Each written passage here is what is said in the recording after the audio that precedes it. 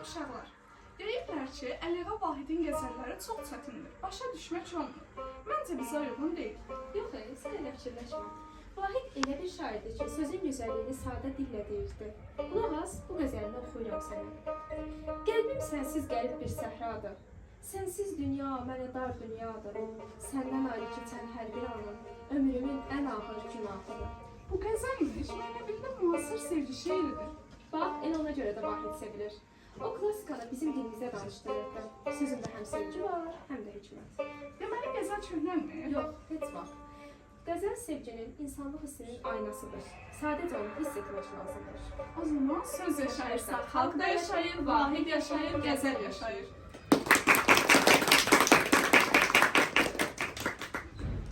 Uşaqlar, bugün biz Əliağa Vahid haqqında tədbir keçirməliyik. Amma açıq mən onu tanımıram. Kimdir ki bu Vahid? Niyə ona qəzəl ustadı deyirlər? Bilmirəm, amma müəllimimiz deyirdi ki, o Füzulinin davamçısıymış. Amma bu qəzəllər var, çox çətindir başa düşmək. Doğrudan da. Məncə o vaxtki şairlər biraz fərqli olublar.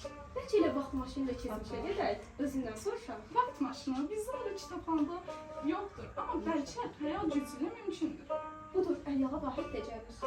Salam gəzər, mən Vahidəm, Əliağa Vahid. Görürəm məni salmışsınız, qəlbinizdə sözə maraq var. Söz sevən insan ruhu ilə zamanları aşa bilər. Siz doğrudan da Əliağa Vahidsiniz? Bəli, qəzəllərinin səsləri hələ də bu torpaqlarda dolaşır. Poeziya mənim üçün nəfəs verir.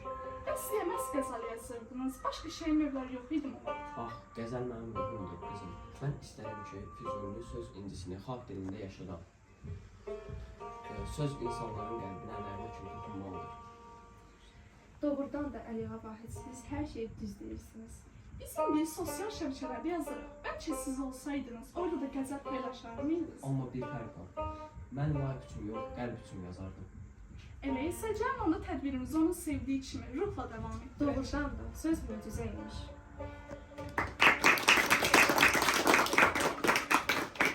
İndi isə səhnəyə 5 sinfindən olan Məmmədova Zeynəb Əliağa Vahidin Zeynəb qəzəlini səsləndirəcək. Buyur Zeynəb. Bənövşə tərki ənbər zifənbər verir. Hər yürüb sərəndə həvalə Zeynəb. Onun ətri duymağından üzməsin. Həvalə et, badi səbaya Zeynəb. Səni sevən çox bəlaya tuş olur. Əqli gedir, başdan fəramuş olur. Avazın gəldikdə can büş olur. Qurbanım o nazik sədana Zeynəb. Yanağı laləsən, qamətə dolasan. Ağzı şəkər, dili dodağı balsan. Elə bil ki, yorğun vəhşi maralsan. Olubsan yaraşıq obaya Zeynəb. Sənsən padişahın xanı Vaqifi. Əqli huşu, din imanı Vaqifi. Həsrətindən çıxdı can Vaqifin. Nə olar ki, gəlsə buraya Zeynəb. Biz sizə Əliağa Vahidin həyatı, mirası və depressiyası haqqında məlumat verəcəyik. Həyatı mənbəşəsi. Əliağa Vahid 17 fevral 1895-ci ildə Bakı şəhərində anadan olub. O mədrəsədə oxumağa başlasa da, ehtiyac üzündən təhsilini yarımçıq qoymuş və fəraqlıq etməyə başlamışdır. Gənc yaşlarında Bakıdakı Məcmuə Şairi Ədəbi Məclisində iştirak etmiş, Azər İmaməliyev, Müniri və başqa şairlərin təsiri ilə lirik şeirlər yazmağa başlamışdır. Onun satirik şeirlərində ictimai nöqsanlığa, haqsızlığı, zülmü ifşa etmiş, tamamın iç nəticəsi almış kitabı nəşr olunmuşdur. Azərbaycanda Sovet hakimiyyəti qurulduqdan sonra Vahid inqilabi təbliğat sahəsində fəal iştirak etmiş, bir çox həyatı tərənnüm edən şeirlər, məktəb nə deməkdir, Ucal Mələyim şeirlərini yazmış, Kommunist qəzeti Mollaxana Nəsrəddin jurnalı ilə əməkdaşlıq etmişdir. Onun kupletləri 1924, Mollaxana 1938 kitablarındakı şeirlərdə yeniliyə mane olanlar kəskin satira atəşinə tutulurlar. Böyük Vətən müharibəsi illərində onun yazdığı döyüş qəzəlləri 1943, qəzəllər 1944 əsərlərində vətənə məhəbbət, düşmənə nifrət, qələbə, inam hissləri təbliğ olunmuşdur. Füzulinin əllərinin davamçısı olan Əliağa Vahid Azərbaycan ədəbiyyatının qəzəlinin görkəmli nümayəndəsidir. O, Nizaminin, Nəvainin, Xəqani Şirvaninin bir çox əsər qəzəllərini Azərbaycan dilinə tərcümə etmişdir. 1 oktyabr 1965-ci ildə Bakı şəhərində vəfat etmişdir. İndi isə mən sizə onun repressiyası haqqında məlumat verəcəm. Əliağa Vahid içki içən deyildi, lakin repressiyaya görə özünü belə göstərirdi ki, ona toxunmasınlar. Bir dəfə Mirzəfər Bağırova repressiya ilə bağlı bir siyahı verilib. Həmin siyahıda Vahidin adı da qeyd edilmişdir. Lakin Mirzəfər Bağırov Vahidin adı üzərinə xətt çəkir və cavabında belə deyir. Bütün günü sərxoş olan adamdan bizə nə ziyan gələ bilər ki?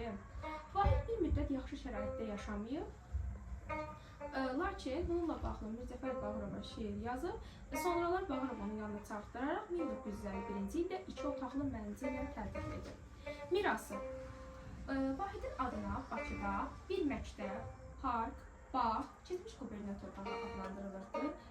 Vahidin 1990-cı ildə Brüksel hazırlanmış və saçlarında müxtəlif allegorik figurlar təsvir edilmiş heykəli İçəri şəhər eynaqlı stansiyasına yerləşdirilmişdir. Lakin həmin heykəl əvvəllər şəhərin cənub tərəfində yerləşdirilsə də, yəni Dövlət Filarmoniya bağında yerləşdirilsə də, inşaat zamanı həmin yerdən köçürülərək hazırda olduğu yerə gətirilmişdir. Azərbaycan Respublikasının Nazirlər Kabinetinin 2019-cu il 211 nömrəli qərarı ilə Əliağa Vahid Azərbaycanda əsərləri dövlət variantı hesab edilən müəlliflər siyahısına daxil edilib. Dağların başında durdum, dumandan özüme bir keyme vurdum. Dumanlı dağların başında durdum, dumandan özüme bir keyme vurdum. Geçti hayalıman öz güzel yurdum, dumanlar başında dastana döndü, dastana döndü. Geçti hayalıman öz güzel yurdum, dumanlar başında dastana döndü, dastana döndü. Xəzər dənizi də keşkilə coşdum, rüyalar içində sanki bir uçdum.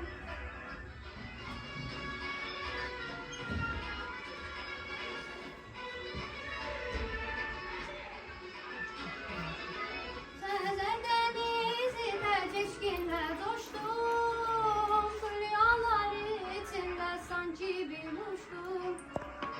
Vətən arzusuyla nəğmələr qoşdum, tufanlar qarşımda dastana döndü, dastana döndü.